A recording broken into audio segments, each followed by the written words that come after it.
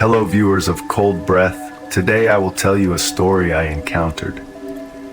If you find this story interesting, please like the video and subscribe to the channel so that I have the motivation to tell you more interesting stories. If I turn off the light in my attic and whistle, something always whistles back, but off key. It started when I was a kid.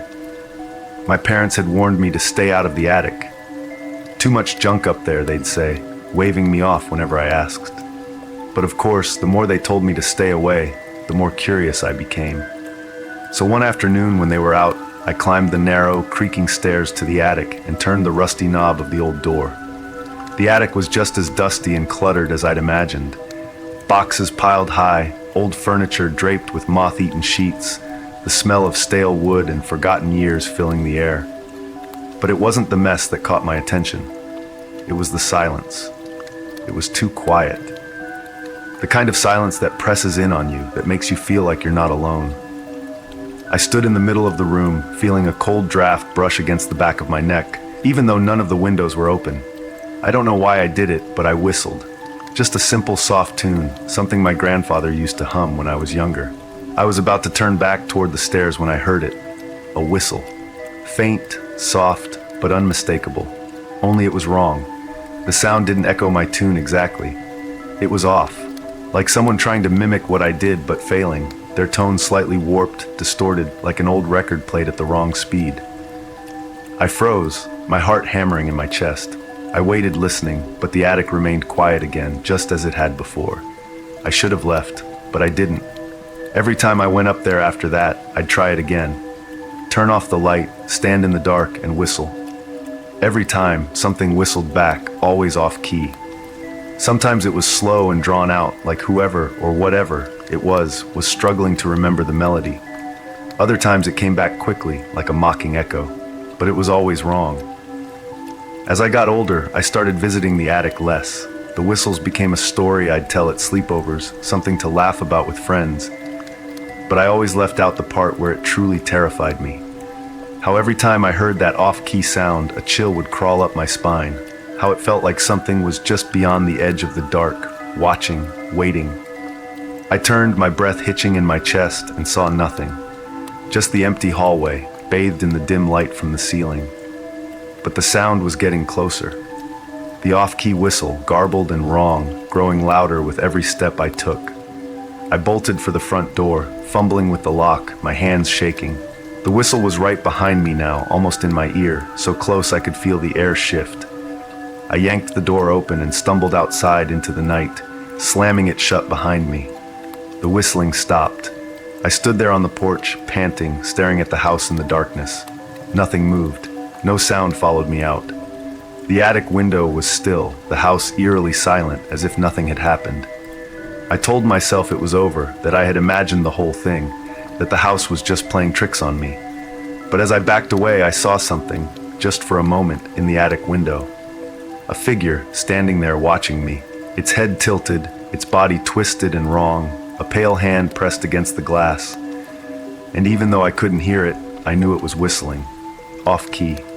And now every night, no matter where I go in the house, I hear it. That soft, broken whistle, coming from the walls, from the attic, from right behind me. It's waiting for me to turn off the lights again, and next time I don't think I'll be able to escape. The sheets that had covered the furniture were moving, barely noticeable at first, just a subtle shift, like something was breathing beneath them.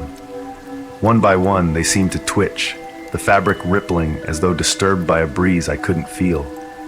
My pulse pounded in my ears, drowning out all reason. I backed up, my hand grasping blindly for the door behind me, eyes fixed on the stirring sheets. Then one of the sheets slipped off, falling to the floor in a slow, deliberate motion. I wasn't prepared for what I saw underneath. There was no chair, no box, no old forgotten relic. Instead, something crouched there, a shape hunched and twisted, its back to me. Its body was wrong, unnaturally elongated and contorted, like a shadow stretched across a wall. The thing was pale, too pale, its skin thin and translucent, like the surface of a moth's wing. Its head hung low, obscured, but I could hear the softest sound coming from it, a wheezing breath, labored and wet, like the thing was struggling to stay alive. I should have run, Every instinct screamed at me to turn, to get out of that attic and never come back. But my feet stayed rooted in place, paralyzed by the grotesque sight. Then it moved. The thing's head lifted slowly, unnaturally, its neck twisting with a sickening crackle of bones. It turned toward me, but it didn't have a face. Not really. Just smooth, empty skin where its features should have been.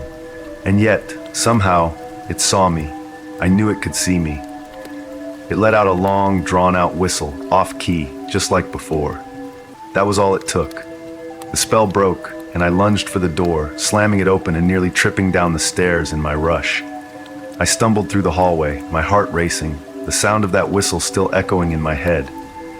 But as I reached the bottom of the stairs, I heard it again, faint but unmistakable. It wasn't coming from the attic this time. It was coming from behind me, from the darkened hallway that led to the rest of the house. Something was following me. Years passed. I grew up, moved out, went to college, started a life. I didn't think about the attic much anymore.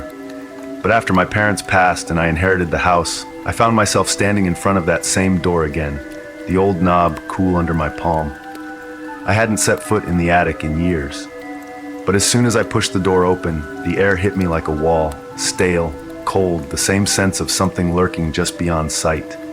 The boxes were still there, the furniture still draped, but there was something else now.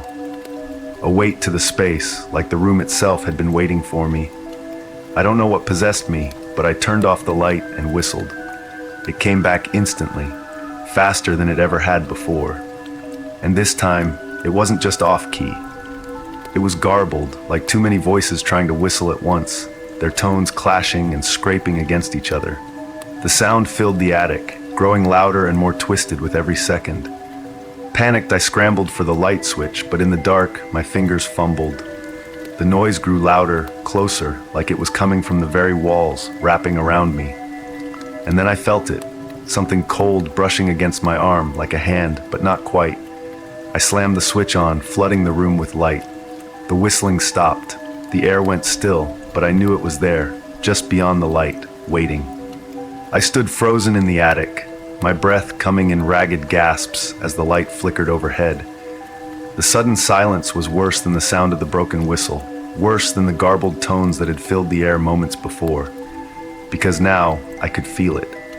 Whatever had been whistling back all those years, whatever was lurking just beyond the dark, was closer than ever.